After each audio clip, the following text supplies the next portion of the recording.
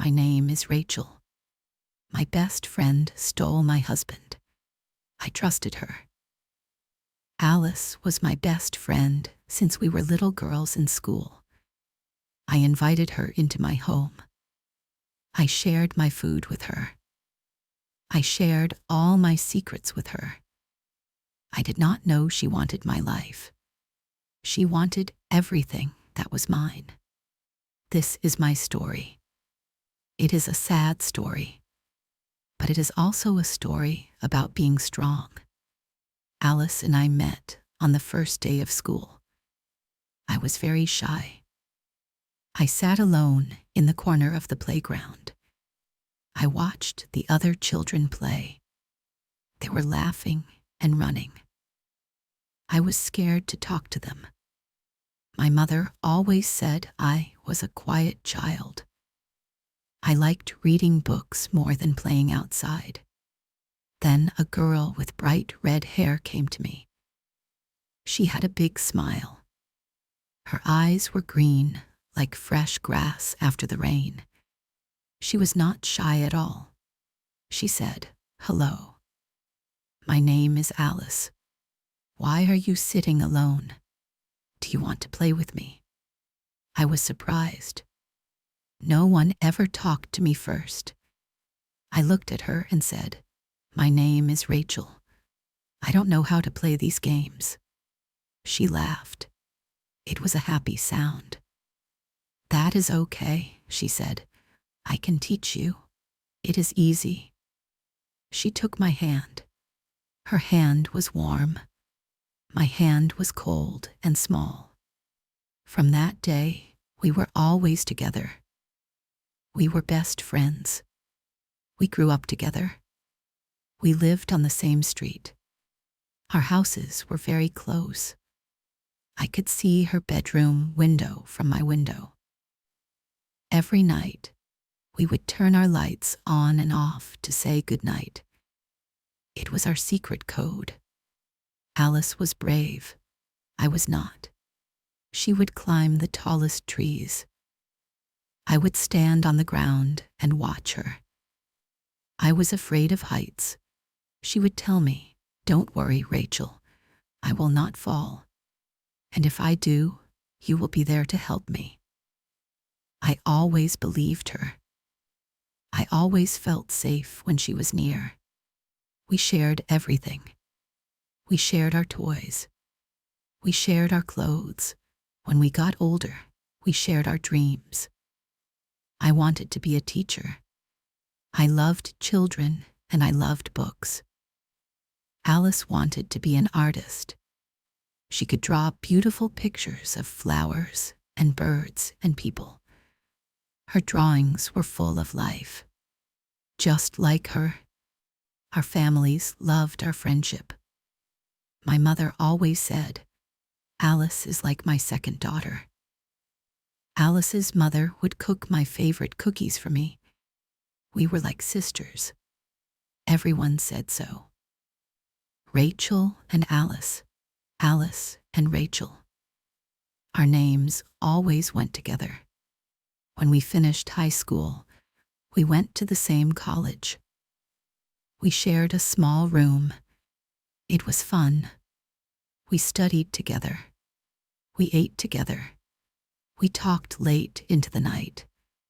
We talked about our future. We talked about love. I was always a romantic person. I dreamed of a simple life. I wanted a kind husband, a small house, and maybe 2 children. Alice would laugh.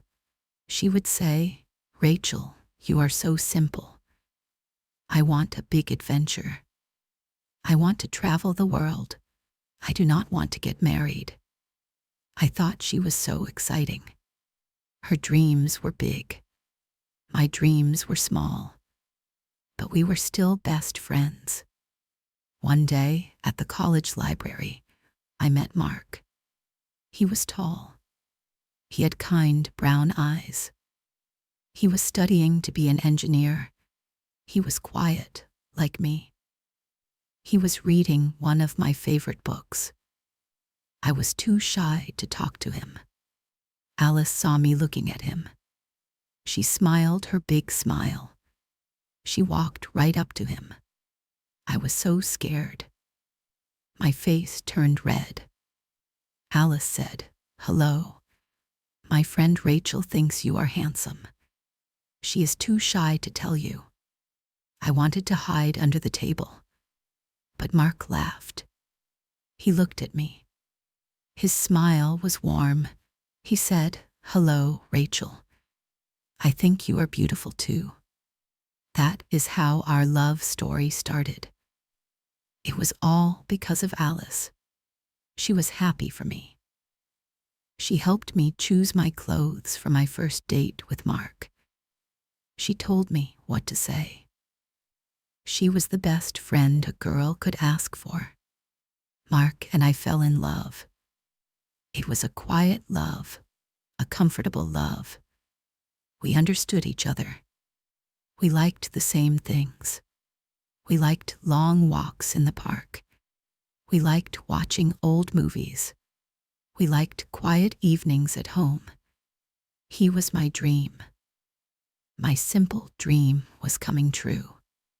After we finished college, Mark asked me to marry him. He got down on one knee. He had a beautiful ring. I cried. I said yes. The first person I called was Alice. She screamed with joy. "We need to plan the wedding," she said. Alice was my maid of honor. She was with me for everything. She helped me choose my wedding dress. She helped me choose the flowers. She planned a wonderful party for me. She gave a beautiful speech at our wedding. I remember her words. She stood up, holding a glass. She looked at me and Mark. She said, "Rachel is my sister, not by blood, but by heart. I have never seen her so happy. Mark, you are a lucky man. Please take care of my best friend. I love you both so much." Everyone clapped. I cried again. They were happy tears. I felt like the luckiest person in the world. I had a wonderful husband. And I had the best friend in the world. I thought my life was perfect. I was wrong. I was so wrong. Mark and I bought a small house. It had a little garden. I planted flowers. Mark built a fence. We were so happy. Alice was always there. She helped us paint the walls. She helped us move our furniture. She would come over for dinner almost every night. She was part of our family. Mark got a good job at an engineering company. I became a teacher at a small elementary school. Our life was simple and good. On weekends, the three of us would go to the beach, or we would have a barbecue in our garden. It felt normal. It felt right.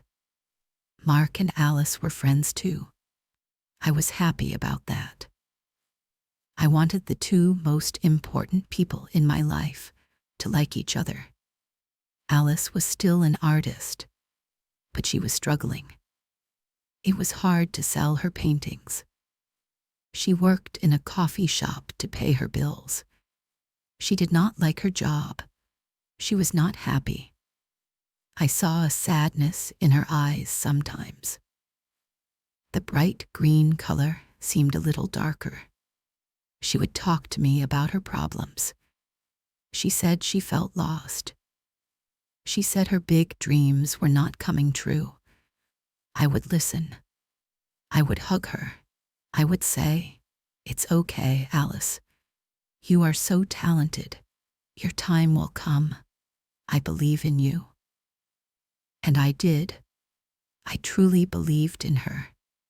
One day, Alice lost her job at the coffee shop.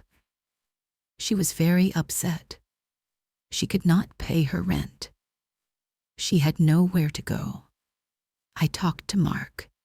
I said, Alice needs our help. Can she stay with us for a little while? Just until she finds a new job. Mark was a kind man. He said, Of course, Rachel. She is your best friend. Our home is her home. I was so grateful. I hugged him. I thought he was the best husband in the world. So Alice moved into our guest room. At first, it was nice. It was like our college days again. We would cook together. We would watch movies together. It felt like one big happy family. I was happy to help my friend.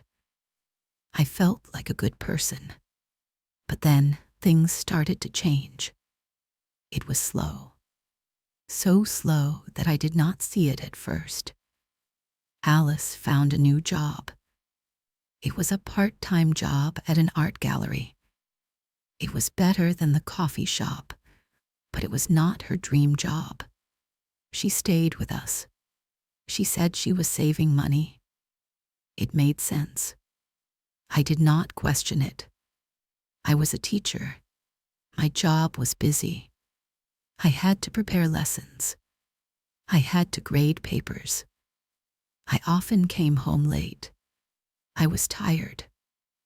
When I came home, I would often find Mark and Alice talking in the living room. They would be laughing. When I entered the room, the laughter would stop. The conversation would end. It was strange. A little strange. I would ask, What were you talking about? Alice would say, Oh, nothing. Just silly things. Mark would smile and say, How was your day, honey? They made me feel like I was imagining things. Sometimes I would come home and the house would be clean. Dinner would be cooked. Alice would say, I wanted to help. You looked so tired yesterday. I would thank her. But a small part of me felt strange. This was my house. This was my husband. She was being helpful. But it felt like she was taking my place. I told myself I was being stupid. I was being jealous. Alice was my best friend. She was just helping. I should be grateful. So I pushed the feeling away. I told my heart to be quiet. Mark started to talk about Alice a lot. Alice said a funny thing today. Alice recommended a great movie. Alice is so smart. She knows so much about art. I was happy that they were friends, but it started to feel like it was always Alice, Alice, Alice. What about me? Was I not smart? Was I not funny? One evening, I bought a new dress. I was excited to show Mark. I put it on. I felt pretty. I walked into the living room. Mark and Alice were watching TV. I said, Look at my new dress. Do you like it? Mark looked up for a second. He said, It's nice, honey. Then he turned back to the TV. He did not really see me. My heart felt a little sad. Then Alice said, It's a beautiful color, Rachel. But I think that style is not the best for you. Maybe a different cut would be better. Her words felt like a small stone hitting me. It was a small thing, but it hurt. She was supposed to be my friend. She was supposed to make me feel good, not bad. I went to our bedroom. I looked at myself in the mirror. I did not feel pretty anymore. I felt silly. Maybe she was right. Maybe I looked bad. I took off the dress. I did not wear it again. More things like this started to happen. Small things. I would cook dinner. Mark would say, This is good, Rachel. But Alice's pasta last night was amazing. I would tell a story about my day at school.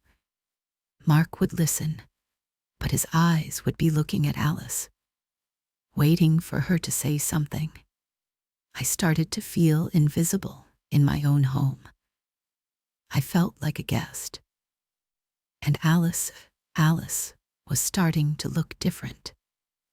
She started to wear her hair in a new way, a way that I knew Mark liked.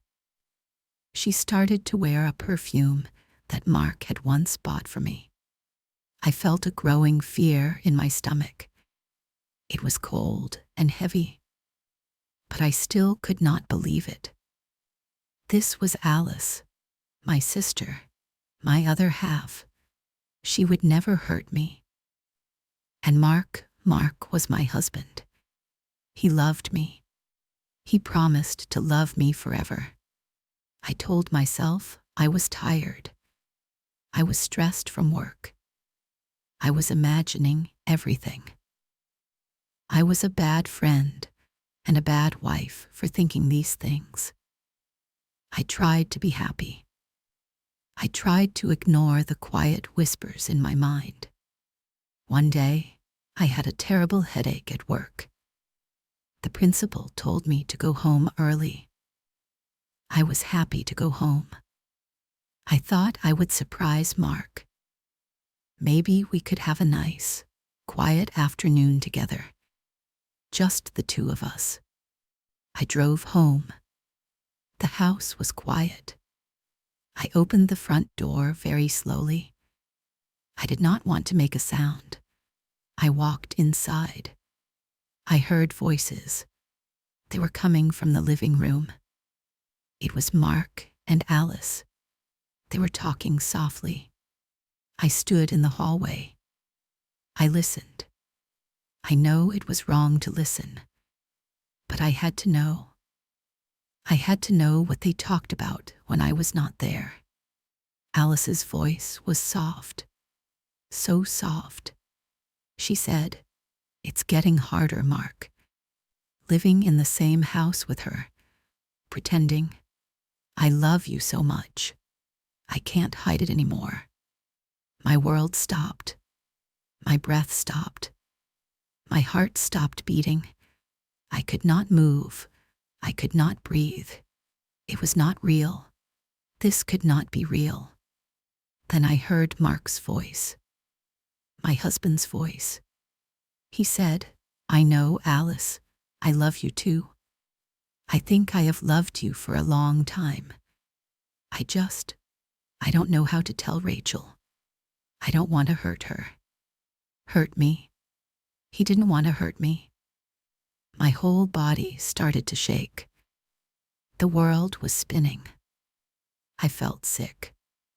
I put my hand on my mouth to stop myself from screaming. I did not hear the rest. I ran out of the house. I ran and I ran. I did not know where I was going. Tears were running down my face. I could not see. I just ran from the pain. The pain was everywhere. It was in my chest. It was in my head. It was in my soul.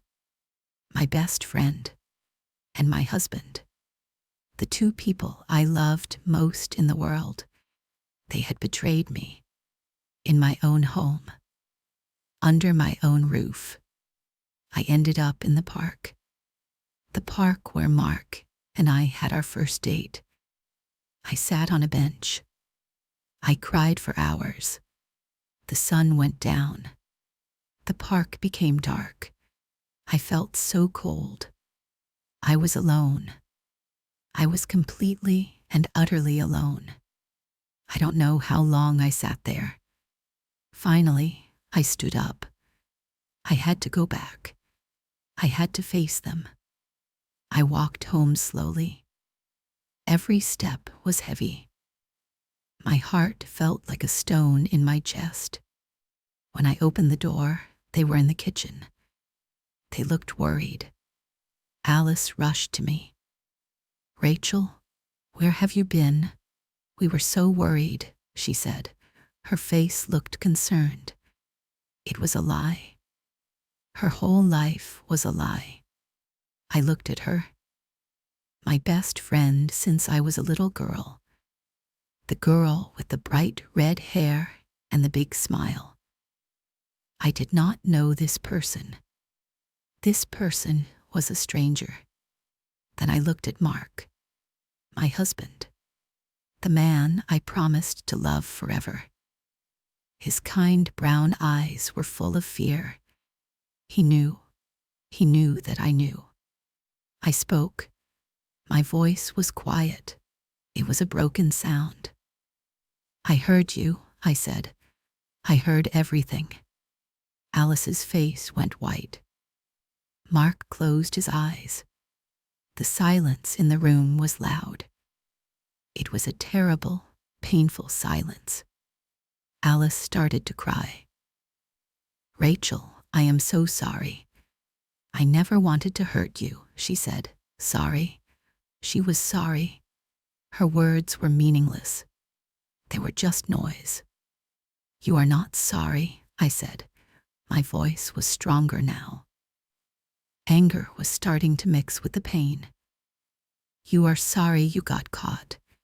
You lived in my house. You ate my food. You pretended to be my friend. And you stole my husband." I looked at Mark. "And you," I said, "you promised to love me. You promised to protect me. You let this happen. You did this to me, to us." He tried to speak. "Rachel, it just happened." "It did not just happen," I screamed. My voice was loud now, full of all the pain I was feeling. "You made a choice. Every day you made a choice. You chose to lie to me. You both did." I went to our bedroom. Their faces were a blur of tears and excuses. I did not want to see them. I did not want to hear them. I packed a small bag. I put in some clothes. I did not know where I was going. I just knew I could not stay in that house. That house was not my home anymore. It was a place full of lies. When I came out, Alice was standing in the hallway. She tried to stop me. She grabbed my arm. "Rachel, please, don't go. Let's talk." I pulled my arm away from her. "Don't touch me," I said. The words were cold. "We have nothing to talk about. You are not my friend. I don't know who you are." I walked past her. I did not look back. I walked out the front door. I closed it behind me. And with that sound, my old life was over. The life I loved. The life I thought was perfect. It was all gone. I drove to my parents' house. I cried the whole way.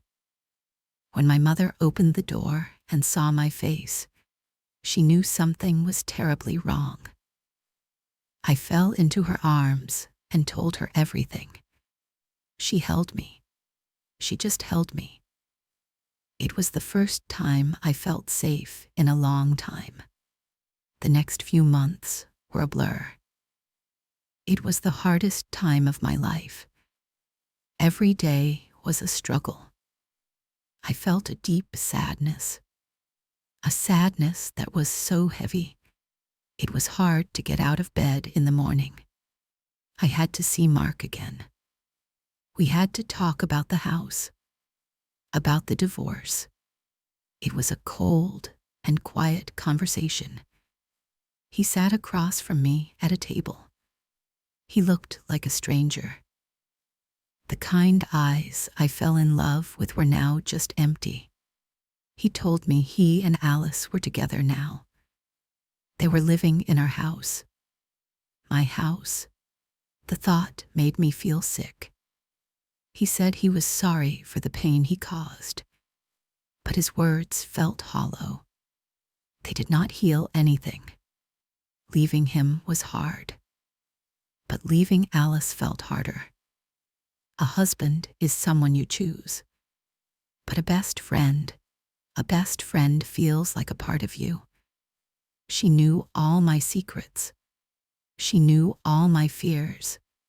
She was my history, and she had destroyed it. I felt so foolish. How could I not see it? All the signs were there. The secret talks. The way they looked at each other. I had trusted them so completely. My trust was a blindfold. It stopped me from seeing the truth that was right in front of me. I moved into a small apartment. It was empty and quiet. The silence was the worst part.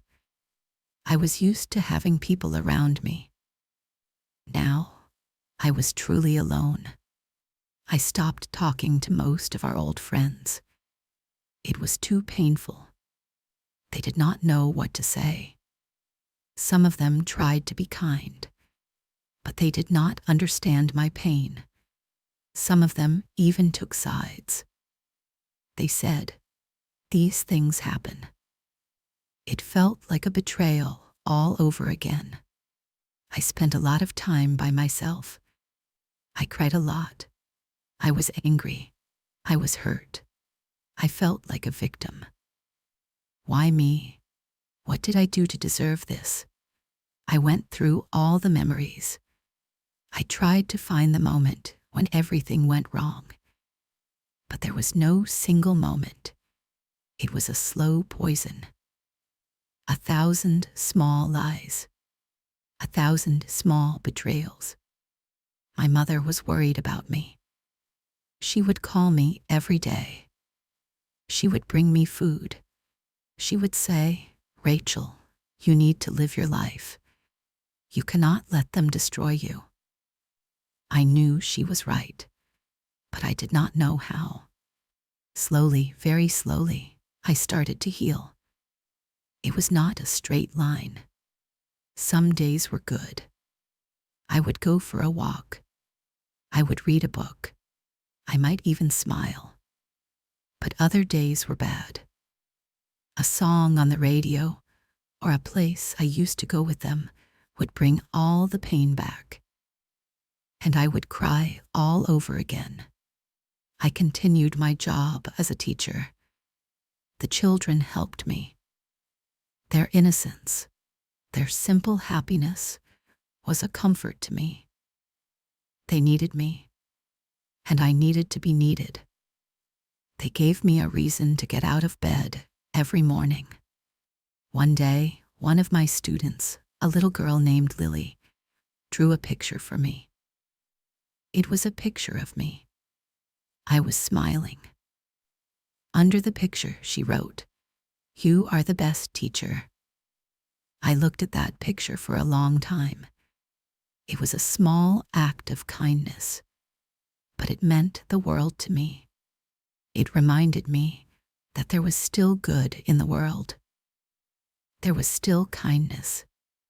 I started to do things for myself, things that I liked.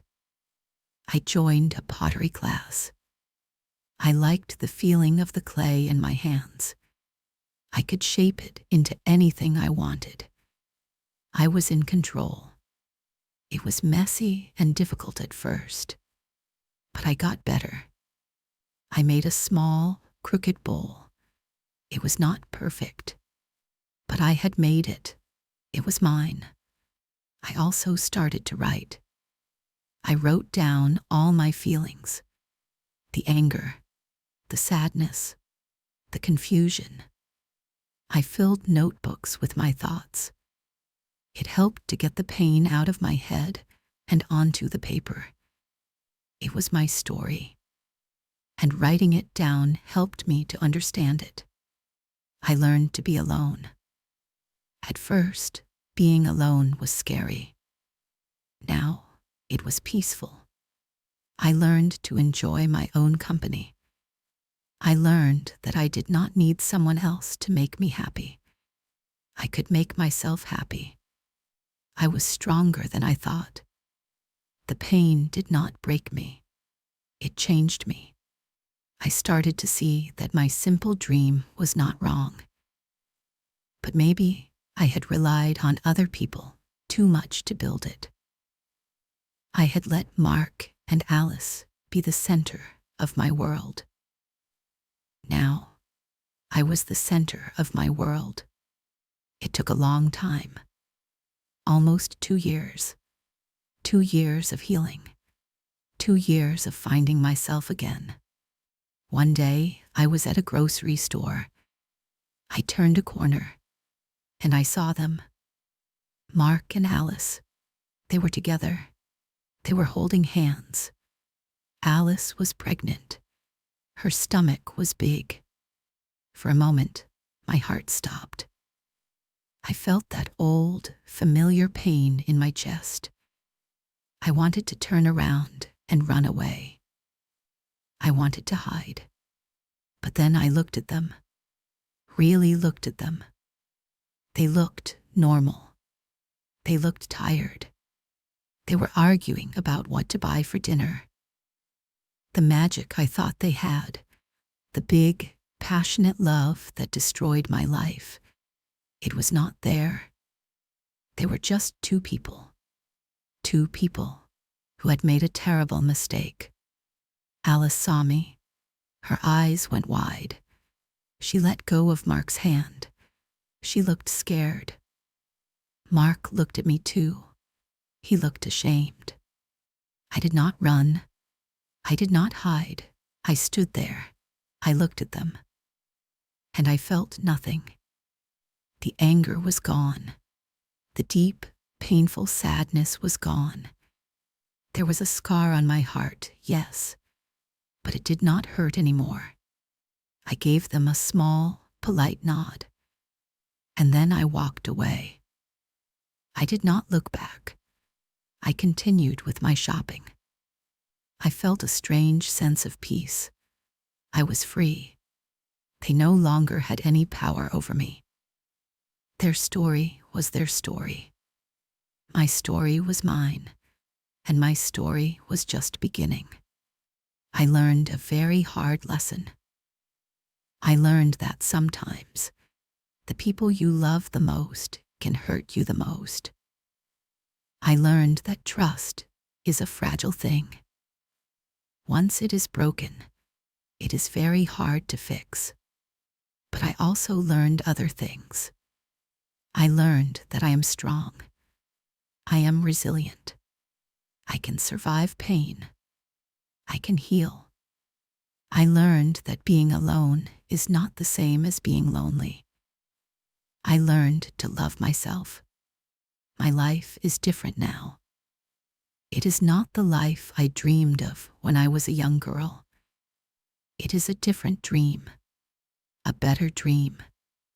It is a life that I built for myself. I have good friends, true friends. I have my work. I have my hobbies.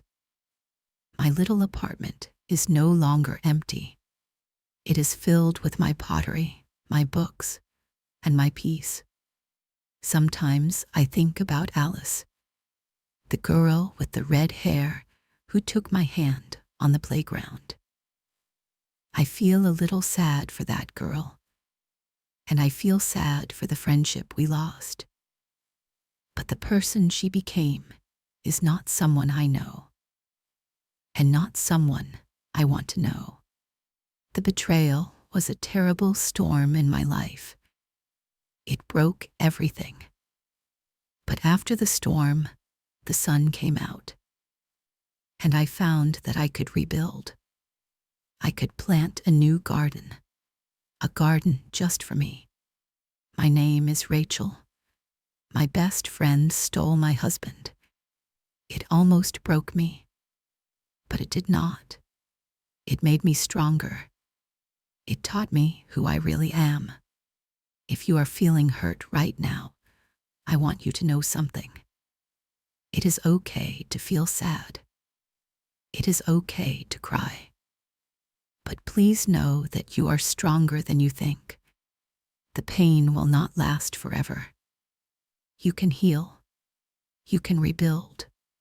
You can find happiness again. Your story is not over. Believe in yourself. Keep going. You can do this too.